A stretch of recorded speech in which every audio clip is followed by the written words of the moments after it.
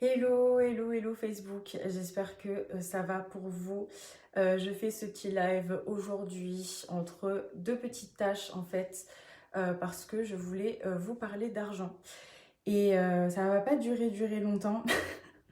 C'est un risque que je prends en disant ça, mais ça va pas durer trop longtemps en fait. C'est parce que j'ai une anecdote à vous raconter. Il y a pas si longtemps que ça, en fait, j'ai fait un live sur Instagram. C'était vendredi dernier, et en fait, il a été question que je raconte un petit peu mon parcours entrepreneurial, par quelle phase est-ce que je suis passée, ce que je suis en train de faire aujourd'hui, etc. Et donc moi, je me vois comme effectivement créatrice d'héritage. Vous allez le voir petit à petit. Pour moi, ça me tient à cœur de parler de la sorte me concernant parce que je me vois comme créatrice d'héritage. Et c'est vrai que quand on parle d'héritage, il y a un moment donné où aussi il est question d'argent. Et donc on a beaucoup parlé d'argent, donc l'interview a duré à peu près une demi-heure. Il est encore dispo sur Insta, donc ceux qui m'ont sur Insta, Madame Dynasty Official, vous allez pouvoir retrouver l'interview. Je la remettrai en story, vous aurez l'occasion de regarder. Et c'est vrai que la fille donc, qui était en train de m'interviewer, tout simplement, elle me disait, mais c'est marrant, Miali, parce que toi, quand tu parles d'argent, t'as aucun complexe, t'as aucun tabou par rapport à ça. Et je lui dis que, en fait, j'ai aucun problème à parler d'argent, tout simplement parce que pour manifester de l'argent, il faut déjà être capable d'en parler aisément. C'est la première des choses à faire avant d'employer quelconque stratégie, avant d'employer peu importe le plan d'action que vous allez mettre en place pour obtenir votre argent, vos revenus, voilà, vos investissements, peu importe. La première des choses à être capable de faire, c'est au préalable d'être capable d'en parler convenablement, comme lorsque vous parlez de la dernière série Netflix, comme la dernière série de HBO, comme le dernier MacBook ou le dernier iPhone, c'est exactement pareil. C'est-à-dire que vous devriez en parler sans avoir de résistance, sans avoir de croyances limitantes et donc sans aucun tabou. Et c'est volontaire que je parle de ça parce que je sais qu'il y en a pas mal encore qui, lorsqu'on parle d'argent, il y a encore des retenues. J'ai fait partie de ces personnes-là aussi et en fait j'ai compris énormément de choses par rapport à l'argent et notamment que c'est une énergie et que ce que je veux me veut. Ça, c'est un truc qui est très important à retenir et à conscientiser en fait pour soi. C'est que ce que je veux me veut. Donc, première des choses à faire, c'est que si vous avez des tabous par rapport à l'argent, ce que je peux aisément comprendre, surtout quand on passe à un certain niveau dans sa vie, eh bien, il faut regarder d'où vient ce tabou, d'où viennent ces croyances limitantes. Parce qu'il se peut que vous ayez aussi des discours au sein de vos familles, au sein de vos collègues aussi, pendant les pauses café, c'est possible aussi, au sein de vos amis, de vos proches. Eh bien, ça joue énormément et vous avez peut-être tendance à penser que ces croyances eh bien, deviennent les vôtres et vous en faites un mode de vie parce que vous avez adopté ces croyances-là. Donc, quand vous avez une éducation où on vous fait savoir que effectivement on ne peut pas se le permettre, quand toute petite, vous avez entendu vos parents vous dire je suis désolée ma chérie, mais pour ce mois-ci, on va pas pouvoir se le permettre.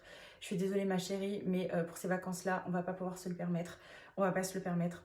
On va pas pouvoir se le permettre. Désolée. En fait, les économies, ça va nous aider à combler tel ou tel truc. C'est hyper frustrant parce que du coup, vous pensez que l'argent n'est pas fait pour vous.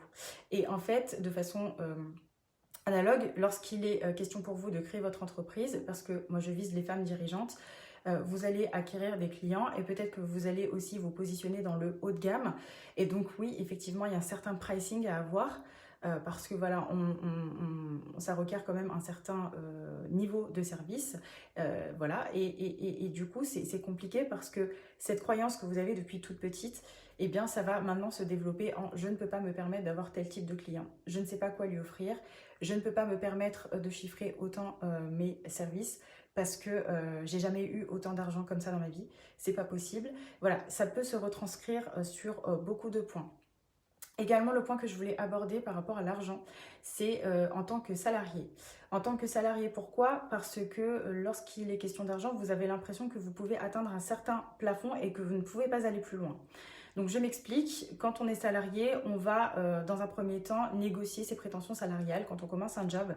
Donc qu'est-ce qu'on fait en bon petit soldat? C'est qu'on va aller regarder sur internet, on va d'abord s'informer du marché pour ne pas se trouver hors sujet et être sûr de ne pas en demander trop, hein. C'est ce qu'on nous dit, c'est ce qu'on nous dit aussi dans les écoles de commerce. On a été briefé, moi j'ai eu des ateliers comme ça où justement il était question de ne pas en demander trop. J'ai eu carrément des ateliers où on me disait voilà, donc par rapport à tel métier, dans telle industrie, dans telle filière, etc., vous pouvez avoir telle prétention salariale. Et donc qu'est-ce qui se passe? C'est que à mesure que vous travaillez, peut-être que vous êtes en CDD, peut-être que vous êtes en CDI, peut-être que vous êtes apprenti, mais vous avez appris au fur et à mesure, vous avez intégré que selon votre niveau, eh bien, vous pouvez avoir tel type de salaire et du coup, ça va rester. Et le problème, c'est que inconsciemment, eh bien, vous intégrez, malgré le fait que vous soyez puissante, que vous êtes capé à un certain niveau. Or, c'est faux. Donc, admettons, vous gagnez, je ne sais pas moi, 2000 euros par mois, 2200 euros par mois. Bah, vous avez l'impression que vous ne pouvez pas demander plus de 2200 euros parce que c'est déjà énorme pour vous, parce que vous n'avez jamais eu autant d'argent.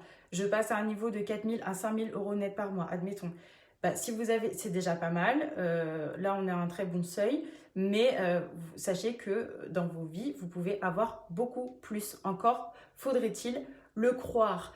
Et oui, effectivement, pour pouvoir parler aisément d'argent, il faut d'abord croire que c'est possible pour vous. Donc, croyez que c'est possible pour vous, croyez, dites-vous, voilà, pour moi c'est possible. Ne vous racontez pas d'histoire par rapport à par rapport à tout ce que vous avez pu entendre par rapport à l'argent, que ce soit au niveau de vos proches, que ce soit au niveau voilà, de vos collègues, peu importe les personnes qui vous entourent.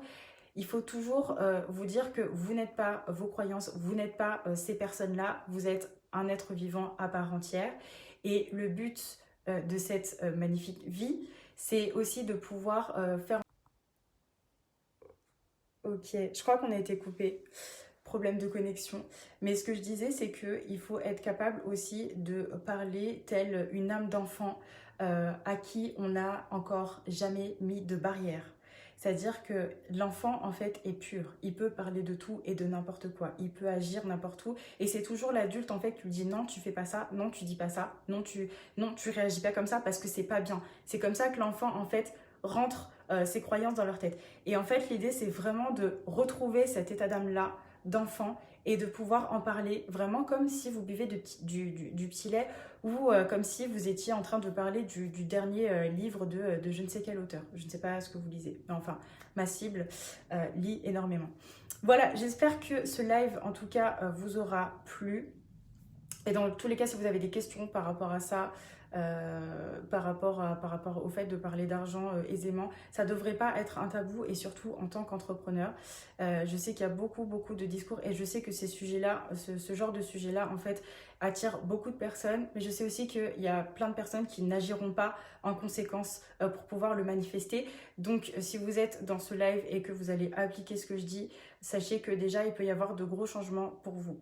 Une dernière petite chose, bonus aussi, que j'avais envie de rajouter pour ceux qui écoutent et qui appliquent vraiment, c'est que si vous allez dans des milieux où ça vibre l'argent et où ça vibre la richesse, ce sera beaucoup plus simple. Donc, je sais qu'on est en période de confinement, que oui, effectivement, les mesures, en fait, se sont vraiment endurcies, se sont renforcées.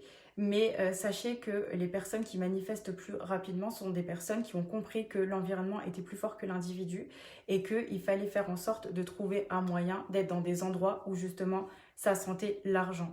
Parce que oui, on peut rester dans son endroit, j'ai envie de dire, habituel.